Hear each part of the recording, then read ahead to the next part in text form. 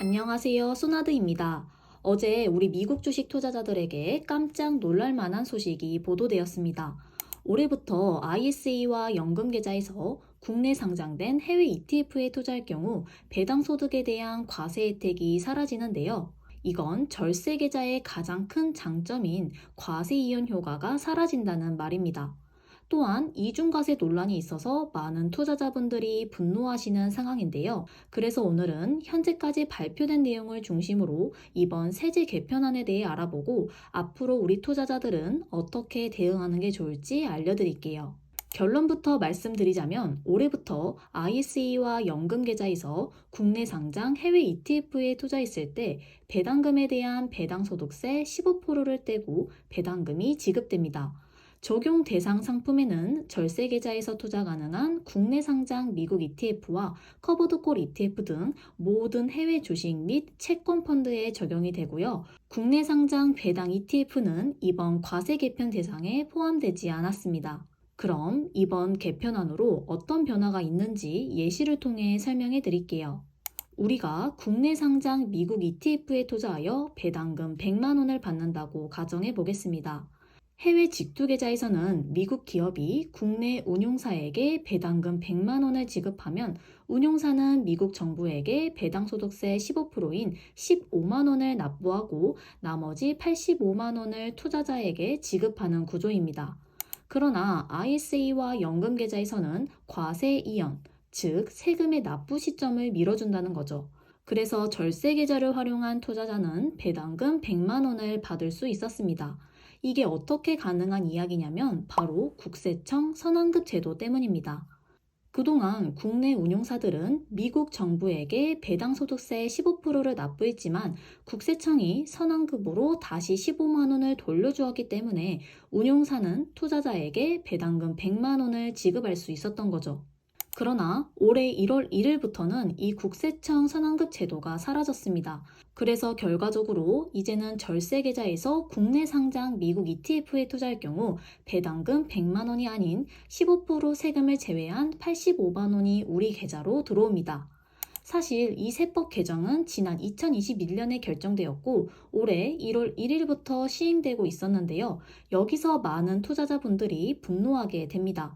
왜냐하면 지난 3년이라는 유예 기간이 있었음에도 우리 투자자들에게 충분한 정보를 제공하기는커녕 어제 기사를 통해 많은 분들이 해당 소식을 접했기 때문입니다. 또한 월배당 ETF 투자자는 지난달 1월 연금으로 받는 분배금부터 이미 이중과세 피해를 입기 시작했습니다. 그럼 이번 개편안의 가장 큰 논란인 이중과세에 대해 알아볼게요. 그동안 연금 계좌에서 S&P 500, 나스닥 100, 그리고 미국 배당 다우존스 같은 국내 상장 미국 ETF를 연금 계좌에서 적립식으로 투자하시는 분들이 많았습니다. 저도 역시 마찬가지인데요. 그래서 기존 연금 계좌에서는 연금을 수령할 때 3.3에서 5.5%인 연금 소득세만 내면 되기 때문에 과세 이연과 저율 과세라는 장점으로 저를 포함한 많은 투자자분들이 연금 계좌를 활용하고 있었습니다.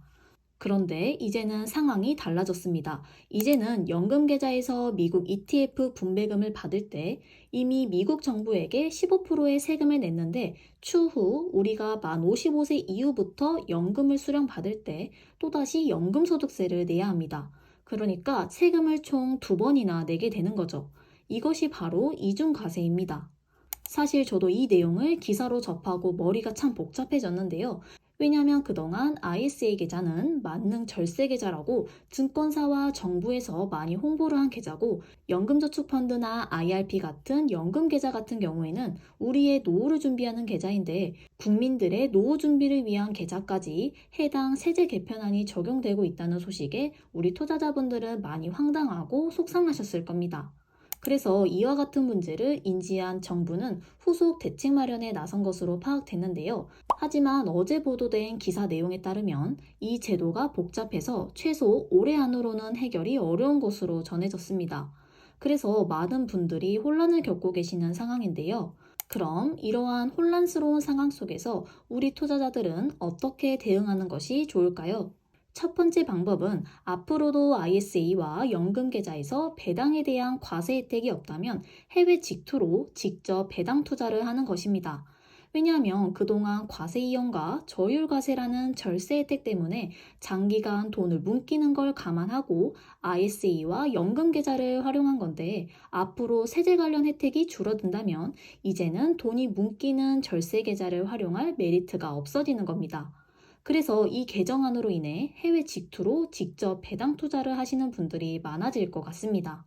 두 번째는 ISA와 연금 계좌에서 국내 상장 미국 ETF에 투자한다면 배당 중심의 투자보다 시세 차익형 방식의 성장주 투자를 하는 것입니다.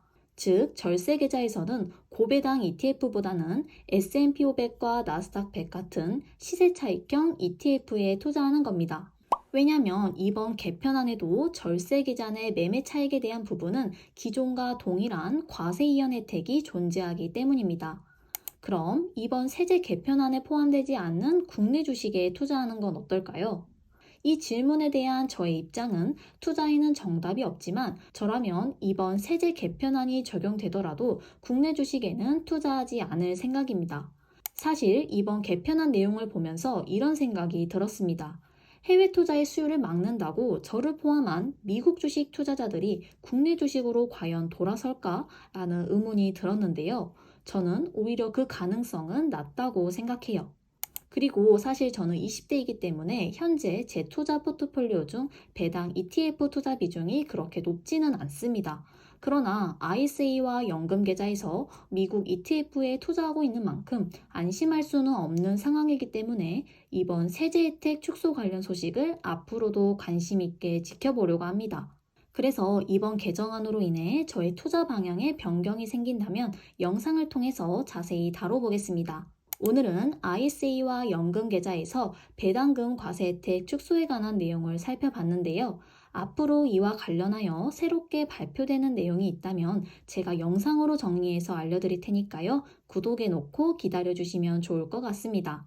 오늘 내용도 도움되셨다면 구독, 좋아요 눌러주시고요. 오늘도 감사합니다.